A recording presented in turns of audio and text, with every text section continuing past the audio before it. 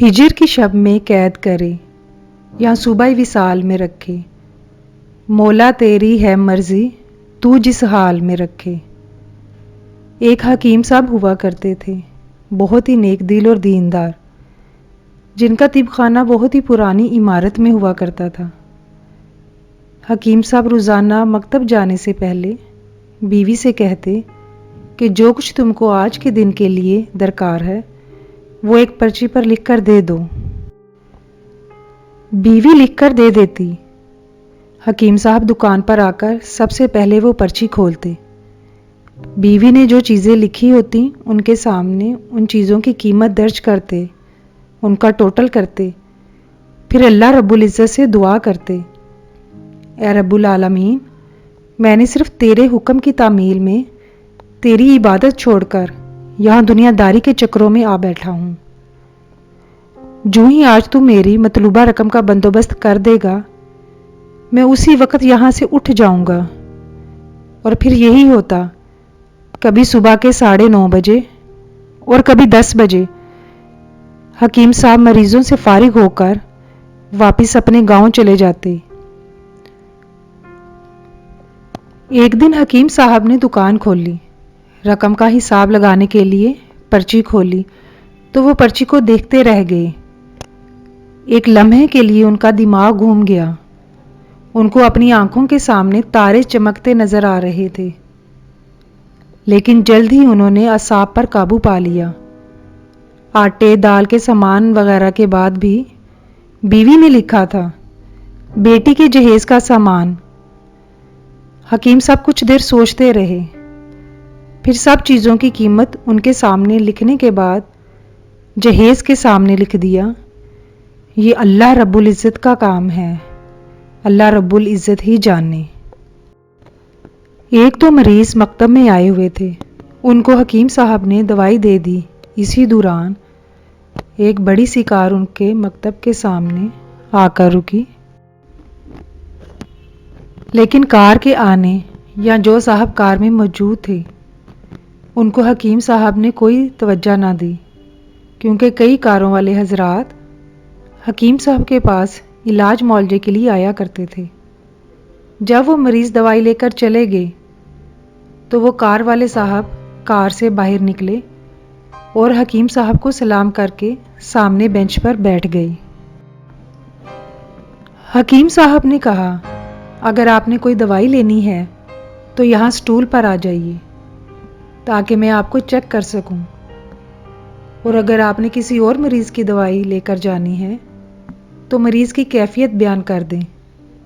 वो साहब बोले, हकीम साहब, मेरा ख्याल है आपने मुझे पहचाना नहीं, लेकिन आप पहचान भी कैसे सकते हैं? मैं 15-16 साल के बाद आपसे मिल रहा हूँ। अपनी शिनाख्त के लिए मैं आपको हमारी गुज़श्ता मुलाकात का हाल सुनाता हूँ। जब मैं पहली मर्तबा यहाँ पर आया था तो मैं खुद से नहीं आया था, बल्कि अल्लाह रहमान के हुक्म से यहाँ आया था, क्योंकि अल्लाह पाक को मुझ पर रहम आ गया था। हुआ कुछ यूं कि मैं अपने आबाई गांव जा रहा था। ऐन आपकी दुकान के सामने हमारी गाड़ी का टायर पंक्चर हो गया। ड्राइवर कार का पहिया उतारकर पंक्चर लगवाने गया था। आपने देखा मैं गर्मी में कार के पास खड़ा हूँ।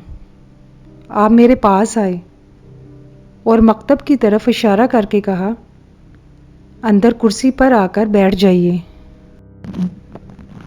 अंधा क्या मांगे, 2 आंखें।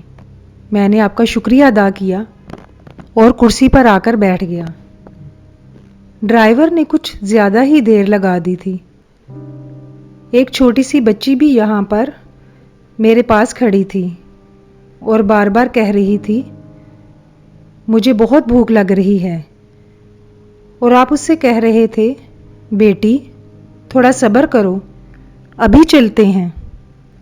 मैं ये सोचकर कितनी देर से आपके पास बैठा हूँ, मुझे आपके पास से कोई दवाई खरीदनी चाहिए ताकि आप मेरे बैठने को ज़्यादा महसूस ना करें।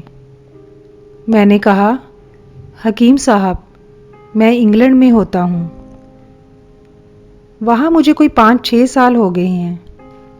جانے سے قبل میری شادی ہوئی تھی لیکن میری کوئی اولاد نہیں ہے۔ بہت علاج کروایا اور وہاں انگلینڈ میں بھی، لیکن اب صرف مایوسی ہے۔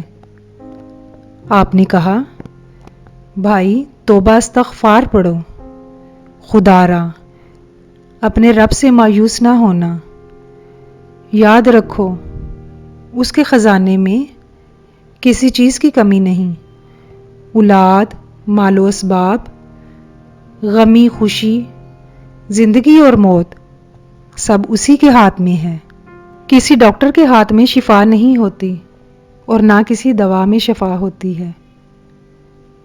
اگر شفا ملتی ہے تو اللہ ہی کے حکم سے ملتی ہے، اولاد دینی ہے تو اسی نے دینی ہے۔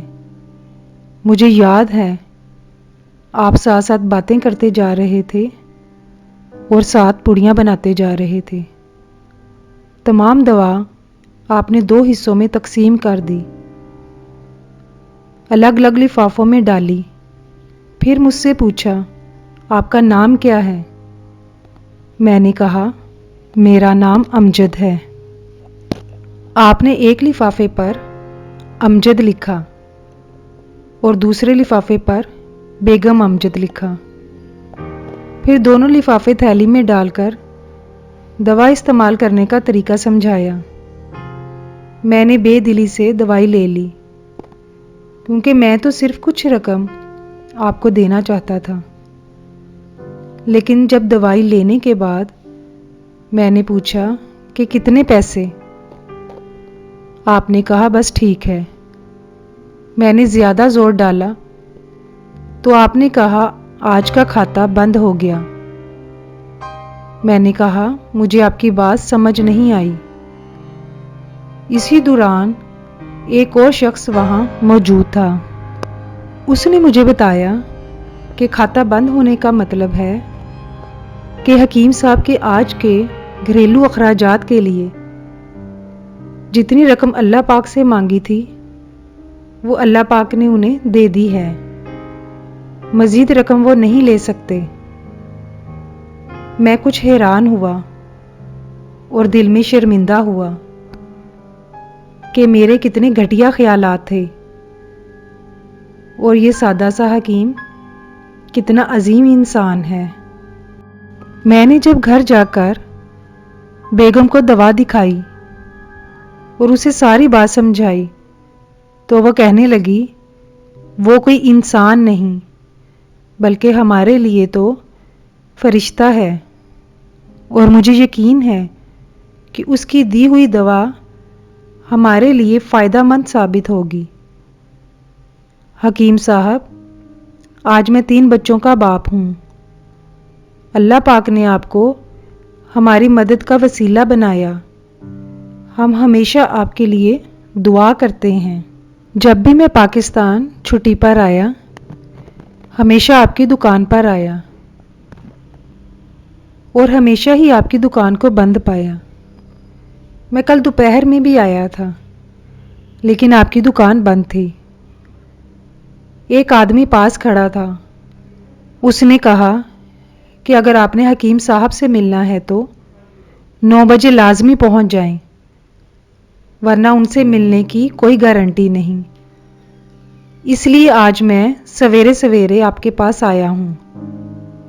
جب 15 سال پہلے میں نے آپ کے مکتب میں آپ کی چھوٹی بیٹی دیکھی تو اس کو دیکھ کر مجھے میری بھانجی یاد آ رہی ہے۔ میری بھانجی کی شادی اس ماہ کی 21 تاریخ کو ہونا تھی۔ اس کی شادی کا سارا خرچ میں نے اپنے ذمہ لیا تھا۔ میں نے کچھ رقم بھجوائی تھی کہ وہ کچھ چیزیں اپنی مرضی کی لے لے۔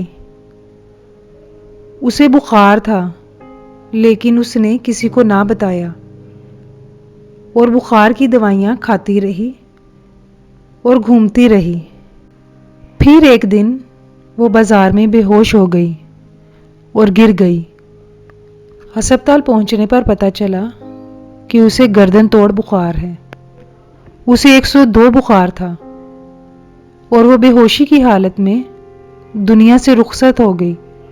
اس کے فوت ہوتے ہی مجھے اور میری بیوی کو نہ جانے کیوں آپ کی بیٹی کا خیال آیا اور ہم نے فیصلہ کیا کہ ہم جہیز کا سارا سامان آپ کی بیٹی کے لیے پہنچا دیں گے۔